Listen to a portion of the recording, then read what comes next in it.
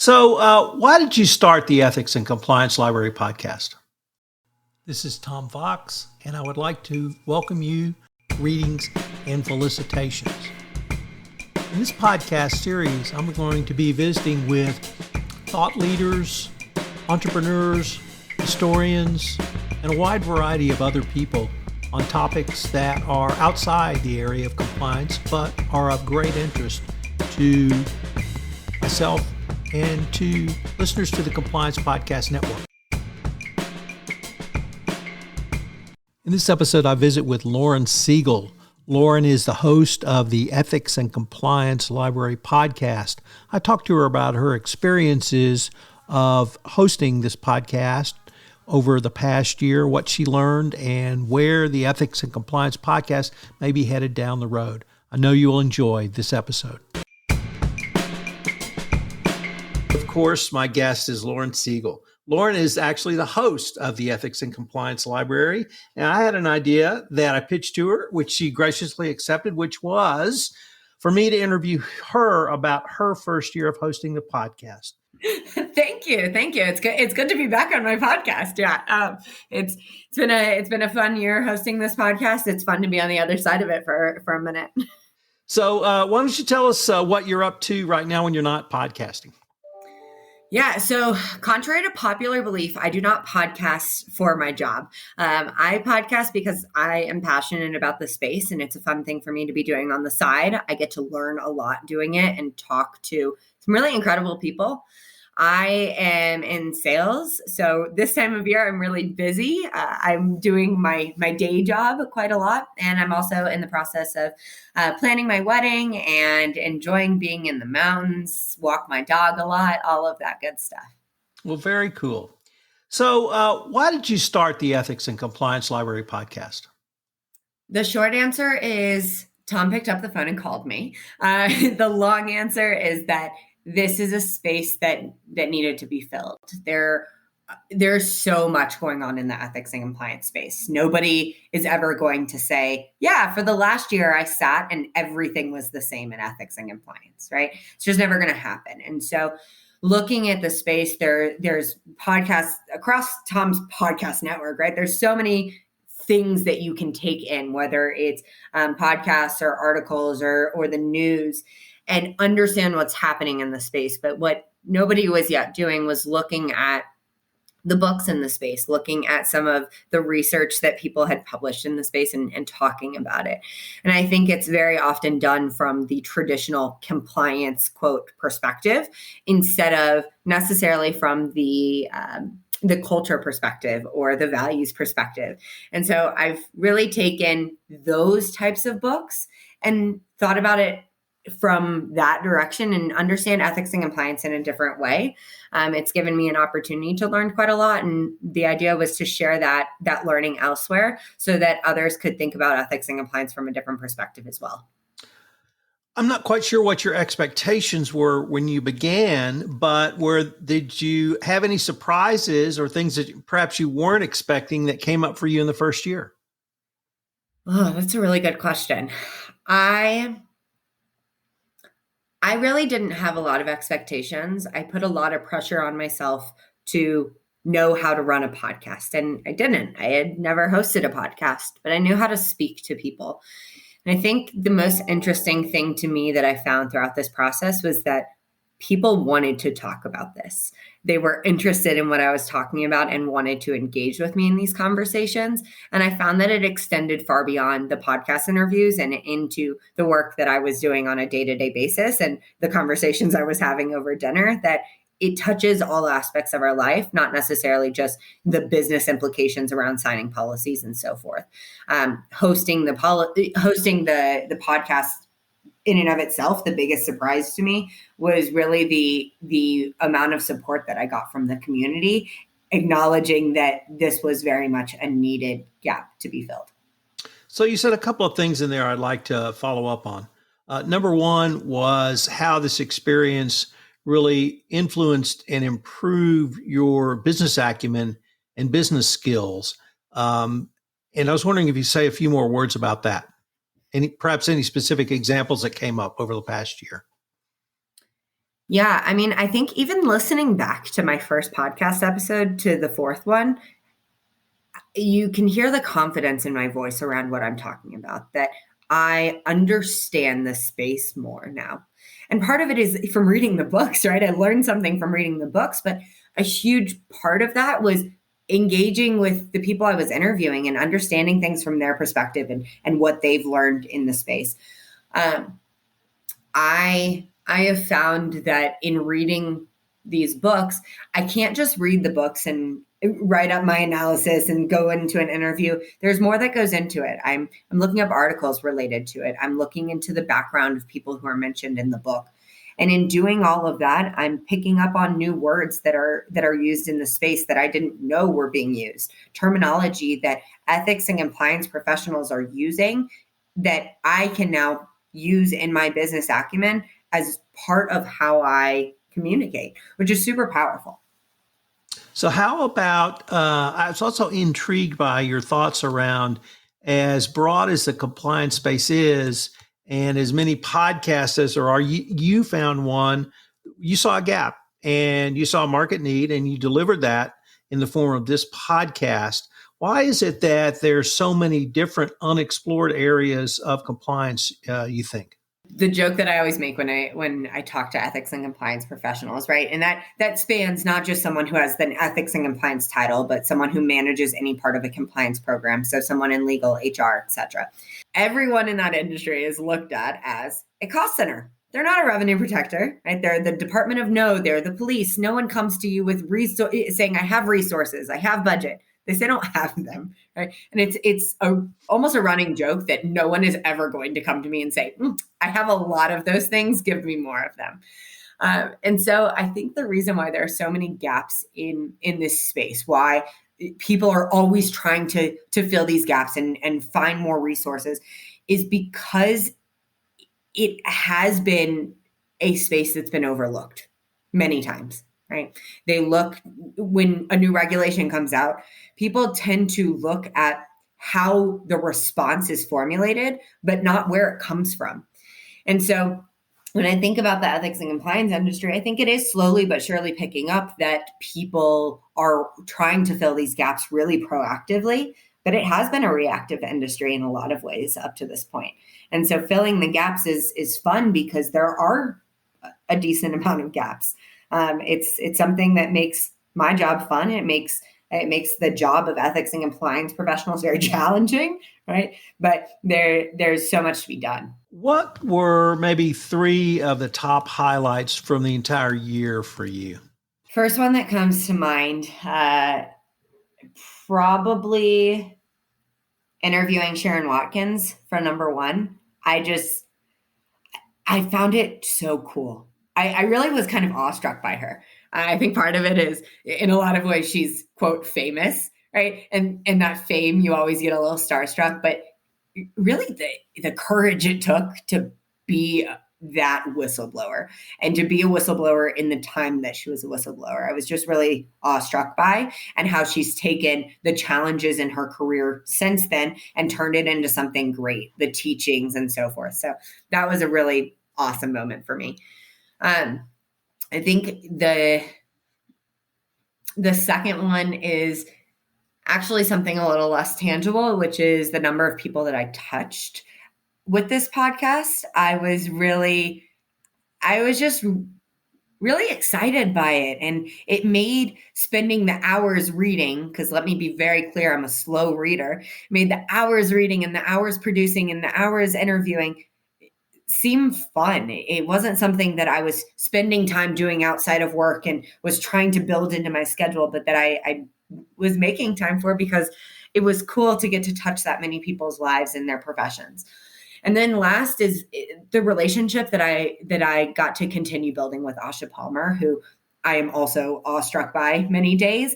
I think that she does a lot in this industry that is just really, really incredible and impactful. And in interviewing her in the most recent podcast, that was great. But I was working with her very closely on figuring out what books I should read and what she was hearing in the space to make sure that I was targeting the right populations and impacting the most that I could in the industry. So that was really powerful as well.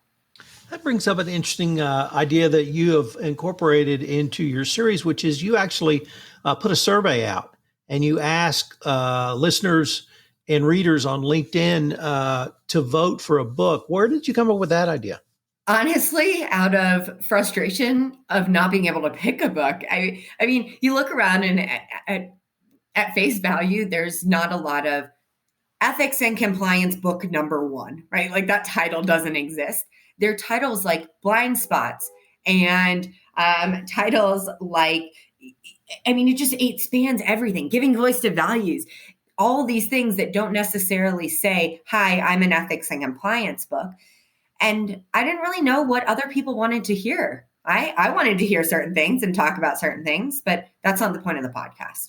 And so making sure that I'm targeting the areas that people want me to target is really important. And so I'm going to continue to survey, and I wish I could get to all of the books that that people wanted me to get to, but maybe in 10 years we can reevaluate. So I'm going to put you on the spot here, and I know you don't have any children yet, but I'm a dad, and I love all my children the same, and I always say that.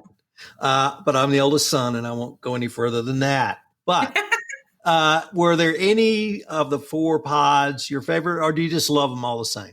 I like them all for different reasons.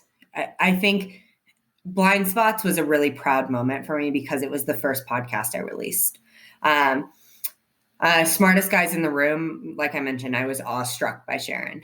I loved the lessons that I learned from No Rules Rules. I think it applies to so many areas of my life, not just ethics and compliance, but the way that I communicate with other people, how I think about my business and the job that I have. So there's so many different areas that I found I really leaned into certain podcasts over others. I personally am awestruck by Mary Gentili and the fact that she has had the career that she has. I can't even imagine being a professor and doing that kind of thing. So it was something from each one that was very different. I love them all equally, but for different reasons. There was one story you told in No Rules Rules I wanted to ask you about, and that was on a plane ride. Yeah. And I can't remember if you had the book or you were talking to someone sitting next to you about it, but someone else sort of chimed in. Could you tell us that story? That's the craziest thing, honestly. So obviously I'm not a quiet person. I do tend to be introverted when I am in situations I don't know. But we were on a plane, our flight, we were headed to Atlanta for work. It was me and a couple of my coworkers. The flight had been delayed. We'd been on the ground on the plane for 2 hours. At that point, the pilot went out and bought everyone chicken nuggets and brought chicken nuggets onto the plane, so everyone's much happier. So I'm standing over by where my coworkers are sitting. I was at the back of the plane and was chatting with them. We're eating our chicken nuggets, and I don't know how it came up, but we started talking about the podcast and, oh, have you guys read No Rules Rules? And this specific thing, I think we were talking about talent density as it related to the massive hiring that my company is going through and thinking about that. And someone literally one row over, she goes, I'm sorry, but are you talking about the book about Netflix's culture? And I'm excited. I'm like, okay, this is someone else I can talk to. Turn around and come to find out that she actually works at Netflix, right? And I thought that was so cool. I've never met anyone that actually worked at Netflix. I even, as I was doing this, went and saw what jobs they were hiring for because I was curious, right? Like I think it's a really interesting space. And so in talking to her about this, I found out she was a recruiter, which is really an interesting perspective to look at that book from and how culture is so heavily focused on in interviewing. And we got to chatting. I sat with her for probably half hour chatting while we ate our chicken nuggets while the plane was still on the ground. And she was phenomenal. And I even said to her, I was like, I know how many approvals you have to get in Netflix to go through an interview, so I'm not going to ask you to do that. But there was so much of this conversation that I learned so much from, and it made me appreciate the book so much more. So you touched on this a little bit earlier, but how do you feel like both starting, because that was a big step, but also hosting this podcast has helped you professionally, either in personal growth, giving you more confidence, making you more of a subject matter expert, or allowing you to have conversations with people on airplanes or customers or clients that you wouldn't have normally had? Yeah, I think it's all of that. I use it as a talking point now, partially to show that I know what I'm talking about. I don't just talk about ethics and compliance and pull things out of nowhere, but that I actually am very dedicated to this space. But I think the biggest thing is it has increased my interest in what I do. And I think there's so much to be said for appreciating your job and appreciating the people you speak to. I value the people I speak to, whether they're customers or prospects or industry leaders in general, a lot more because I understand more of their roles now. I understand all of the 17,000 hats that they wear more so than I did before because of the business acumen that I've gained, because of the people that I've gotten the chance to speak to, because of the confidence that I've built in having those conversations, right? So it's really all of what you just mentioned, Tom. So what would you say, or why would you tell a young compliance professional to start a podcast, to do something a little bit different on your own, even if it takes you way outside your comfort zone? What would you tell the 20-something? Yeah, that's a hard question. I think I would say the same thing to that person that I would say to anyone, which is going outside your comfort zone is the most important thing you can do. It makes you better all around as a person, as a professional, as a friend, as a partner, right? Going outside of your comfort zone teaches you something. But as it relates to compliance in general, I think this goes back to what we talked about before, that there are gaps in the space. This space is ever changing. It is never going to be a static industry. And so when you see that space, that gap, fill it, because it may be a while before someone does. And there's no point in waiting around for it. And if you find someone else to fill it, even, but make sure you voice that idea, because voicing that idea is very important in this space, the same way that you would voice your opinion about a policy not being written correctly or a training that you feel is stale. Make sure your voice is heard around things that you need in the industry. What's down the road for the Ethics and Compliance Library in 2022? More books, more and more books. Now, I am hoping to have a poll released here in the next couple of weeks once I figure out what books I want to list on that poll so that we can figure out what's ahead.